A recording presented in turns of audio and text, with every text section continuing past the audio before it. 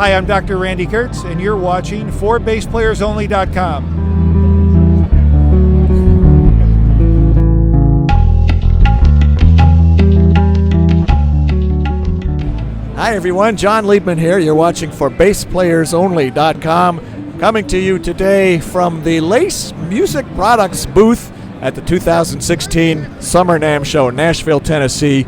Our guest today is the distinguished Dr. Randy Kertz. How are you, Doctor? Excellent, John. Great to be here. Thanks for coming by. Well, thank you for being a part of our website. I'm a little self-conscious now because you've helped a lot of people with... You're a chiropractor, correct? Chiropractor and an acupuncturist. Okay, and it is so important. There's so much that we take for granted. We don't even think about how to sit properly, how to play the bass properly, or any instrument. I know there are other specialists in embouchure for saxophone and clarinet players. There are certain things that they should and should not do.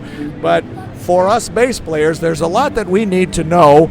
And you know what? I'm just going to turn it over to you. What do we need to be doing that we're not doing? And what are we doing that we should not be doing as far as sitting and playing and all the things that go along with that? Well, there's a lot of things that come into play, John. I would say awareness is really the key. Many players start out playing in a certain way that may be more or less ergonomically correct, but then when playing for a while, they'll maybe slump or they'll put their wrist at an angle, which when playing, plucking, or fretting repetitively will cause things like carpal tunnel, tension, etc., muscle buildup, tendinitis. And by being aware of these things and how to avoid them, you can knock a lot of these problems out before they even start.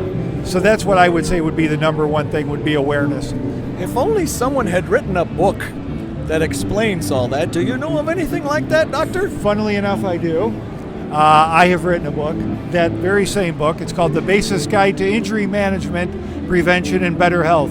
And just as the title implies, it talks about common injuries that bassists would have, how to avoid them, how to deal with them when you have them. Can it be applied to electric as well as upright bass players? Yes, there's sections that deal not only with posture generally, but also with the specific instruments as well.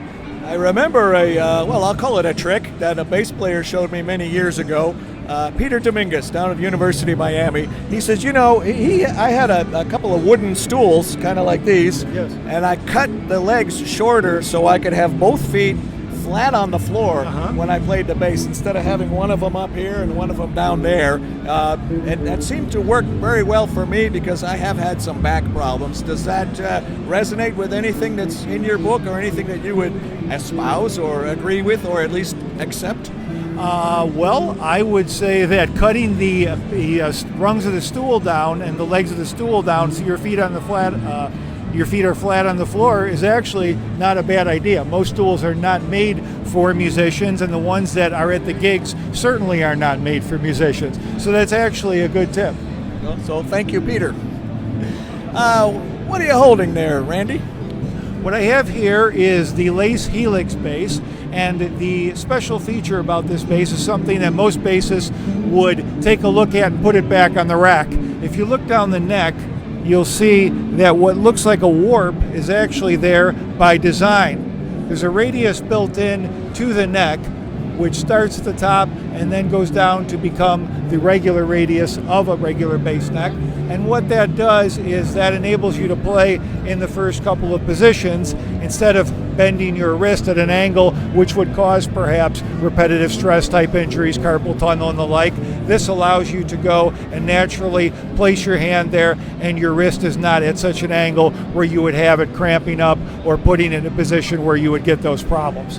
So this is something that looks, again, like something you would not want, but is actually very advantageous. And when you play it, it feels very natural. Most of the players we find that start on it don't even notice that there's the curvature there. They notice that it feels a little better, but they don't know why. And then we show them why, and they kind of are naturally pretty freaked out about it. I can attest to that. I've held this bass, I've played it, and I understand what you're talking about. You can't really appreciate it until you hold it and play it yourself. But the Lace Brothers are so innovative, and they come up with things that nobody would have thought of. And even with all their pickup designs and the technology and the things that go into that. And I was talking with them this morning, and they said, there's always a better way to do anything, everything.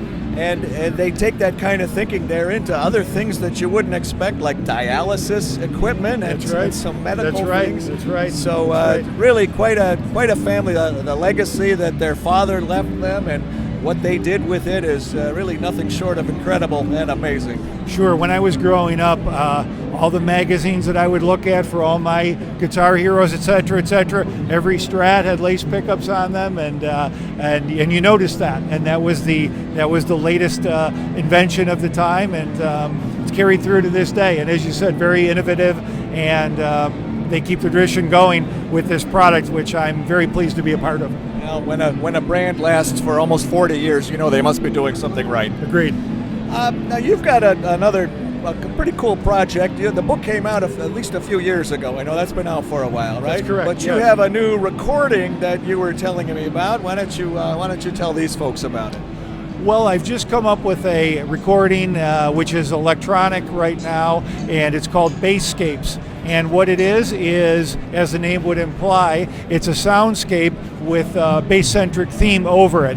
So as a chiropractor and an acupuncturist, I sometimes play music in my office that is conducive to relaxation. Some of my colleagues that have spas or do massage or something of the like will play music, and it's relaxing and puts you in the mood to kind of relax. So I listened to this music constantly and thought, I can do this. So I did. I got together with another friend of mine, another bassist, a great bassist from Chicago, Chris Clementi, and what we've done is put down a sound bed of music, played bass over the top of it, and made it music for relaxation. And it came out great, and I'm very happy to have been a part of that as well. That's available on CD Baby right now, and iTunes, and anywhere else fine downloads are sold. Okay, very good. Well, as we wrap it up, why don't we pull it all together? If you can just give some general advice, some bullet points, if you will, to what we should be doing, things that we ought to be thinking about that we may not be thinking about, just to give us a reminder of, we all want to practice, we all want to be great players. What should we be keeping in mind as we go forward, just to review and to wrap up? I would say the number one thing would be wrist angle. Many players tend to take and put their wrists in such a way where they're anchoring on the pickup and then plucking like that, and as you see the angle of the wrist is very much bent, which is going to cause closure, tightness of muscles, nerve damage, impingement, etc. Also, you see players sort of rest their forearm on top of the bass and pluck like that. And the thing is, a lot of our bass heroes that we see in videos that we've learned from do this, and it was never taught or never thought of to mention these things, so they just did it. And when you have discomfort, they just kept going. It doesn't have to be that way. I advocate more of a straight wrist, which you can do fairly easily, like this. If you come at it on an angle, sort of like where the cutout would imply. So if you come at it from the side, not with your arm out, but simply maybe resting your forearm in such a way on the edge of the bass, or not anchoring like so, and keeping your wrist in as straight a position as you can. Now, I don't mean keeping it rigid like this, because again, that'll make your arm go out, and you certainly won't be able to play like that all the time. But when you bend your wrist a little bit and not have that exaggerated wrist angle like that, you're able to not have that pain, not have that discomfort, not have it build up, and keep you injury-free. The man knows what he's talking about. He wrote the book. I did. By the way, the name of this bass is? The Lace Helix bass. The Lace Helix bass. Right. Dr. Randy Kertz, great getting to know you a little better. I know we've corresponded and we've met a handful of times over the years, but it's nice to formalize our friendship and relationship in this interview. Thank you very much. Absolutely. And I wish you much luck, continued success with the new projects and everything else. Thank you, John, and thank you for the good work you do with the site. A lot of great information on there for players, and I understand you have a new guitar site now, Yes, too. we do. As a matter of fact, we interviewed the Lace Brothers for our other site, for guitarplayersonly.com, so check that out as well. Fantastic. From the Lace Music Products booth at the 2016 Summer NAMM Show, Nashville, Tennessee, with Dr. Randy Kertz, I'm John Liebman. You're watching for bassplayersonly.com.